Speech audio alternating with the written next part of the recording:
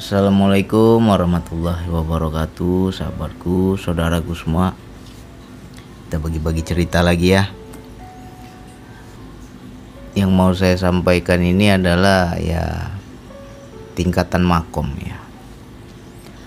Makom dan tingkatan ya sama lah, tingkatan dalam perjalanan. Jadi dari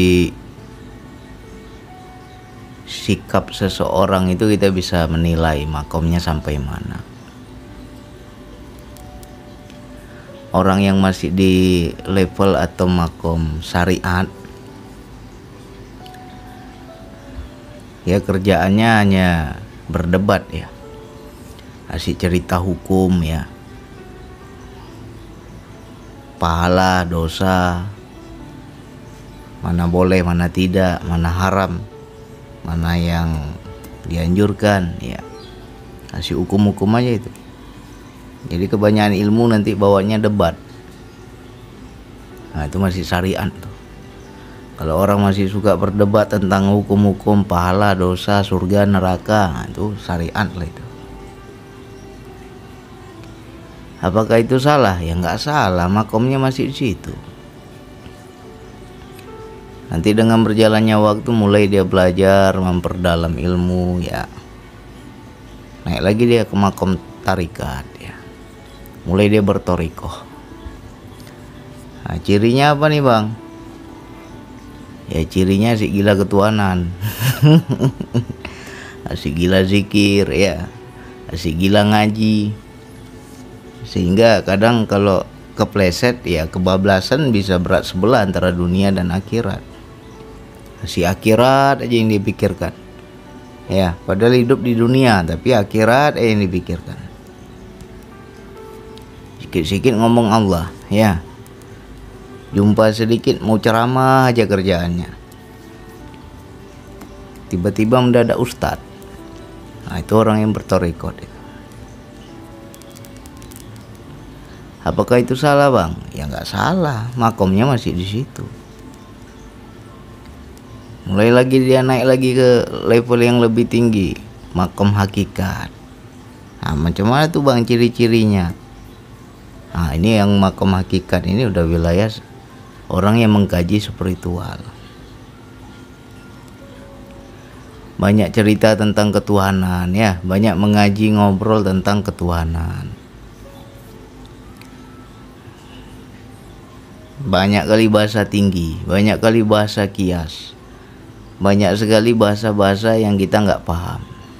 Nah itu levelnya udah hakikat itu ya kan.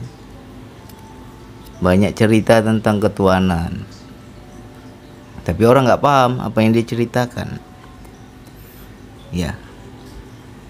Apakah itu salah bang? Ya nggak salah, masih di situ. Rela dia ngobrol tentang ketuhanan berjam-jam ya, asik itu.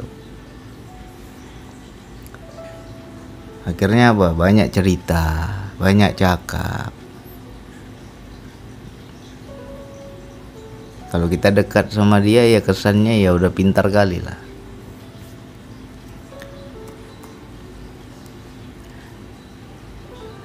Di situ juga ada nafsu bagi rohaninya, nafsu ingin didengarkan ceritanya ya.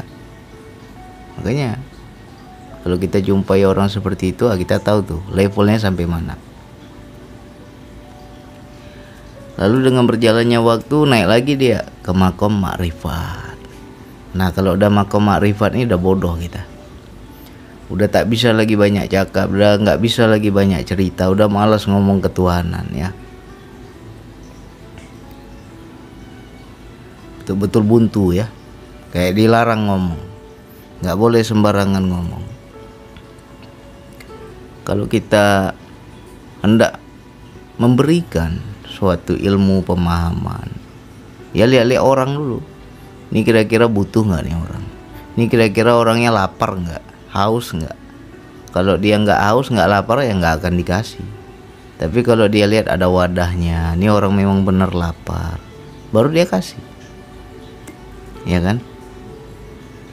Dan orang yang di makom ma'rifat ini ya kembali lagi ke syariat, nggak ada bedanya dengan orang syariat. Ya, kembali lagi ke syariat ini lebih membumi lagi. Jadi nggak bisa kita tebak kadang.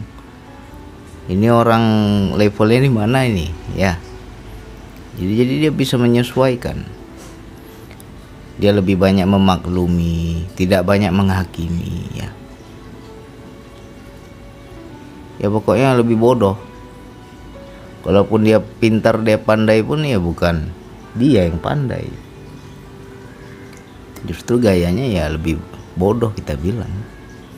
Itulah orang yang di makom ma'rifat. Terkunci udah mulut, nggak berani lagi banyak cakap. Jadi kalau orang masih cerita ketuhanan pakai bahasa tinggi, ya pakai bahasa yang susah untuk dimengerti, ya kan, nggak bisa menyederhanakan bahasa, dia sendiri yang pandai, kita tak paham, ya itu masih hakikat itu. Jadi dengan berjalannya waktu nanti di titik makrifat itu ya udah malas ngomong Tuhan, ya udah malas lagi ngobrol-ngobrol tentang ketuhanan, ya udah paham, dia sudah simpan sendiri, tinggal lelaku aja dalam hidup.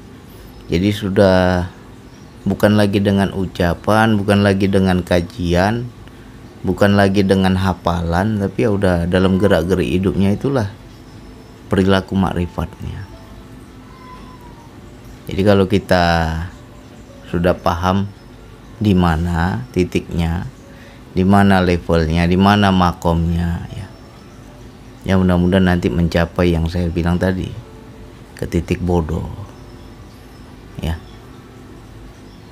udah malas ngomong Tuhan.